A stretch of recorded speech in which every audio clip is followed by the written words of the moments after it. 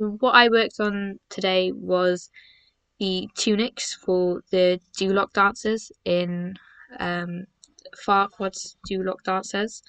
And what I was doing for that was, as the tunics were already basically assembled, I was adding a white square on the front here and some red trimming around the edge, as well as folding over the top of the neck hole and armholes, so the raw edge wasn't exposed, and also putting a trimming along there.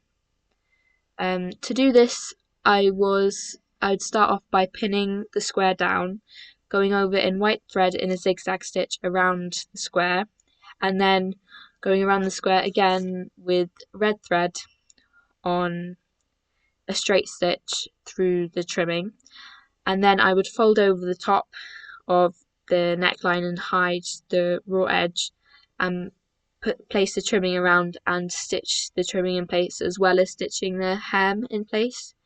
So I only needed one line of stitching, which sped me up as I was only having to sew around it once and also conserve thread.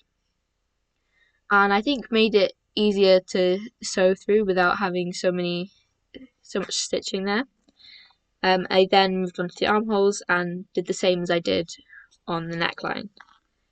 I would say something that I definitely would have liked to have done better with this, and that I could improve on, is when stitching along the trim. I had a wavy red trim to match the red top of what the dewlock dancers will be wearing underneath their tunics, as it's a blue tunic with red trimmings and a red long sleeve underneath. With that, when sewing around the white square, as I'm using red thread to match the trimming, it stands out a lot on the red. So if I go off the trimming a bit with my stitching, if it's not straight in the middle of that trim, it's quite obvious to see the stitching, this did happen at a few points. And at first I was unpicking it, but then I felt that I didn't have the time to be that nitpicky on what I was doing, as it's not particularly obvious, but it's obvious enough. It's not quite the quality or the standard that I would like, but it's good enough. But with the next ones, I think I'll try to be more careful to make sure that line of stitching is central to the trim.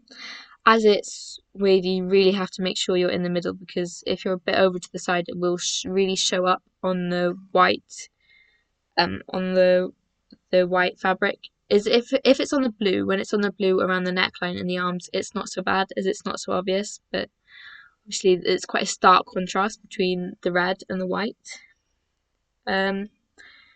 What has gone well, however, is so far I've managed not to have any tucks in the fabric. It hasn't caught, because the fabric, I was quite worried about this, as the fabric that I'm using is very stretchy, and it's very slippery, so it moves around a lot and is quite liable to warp, which I really don't want, because that will make it look messy and pucker. It has puckered a little bit in some places, as I haven't got the tension on my stitches quite right, so I've needed to adjust that, and I may adjust that further tomorrow as I continue to work on the tunics, just so I can get it as flat as possible. But despite that, I haven't actually got any tucks anywhere. It's been relatively flat, and flatter than I thought I'd be able to achieve, so I was very happy with that. And also the hem is quite a consistent size around the neckline and the armholes. I did make sure to pin it very heavily, as the fabric is so slippy and slidey and stretchy.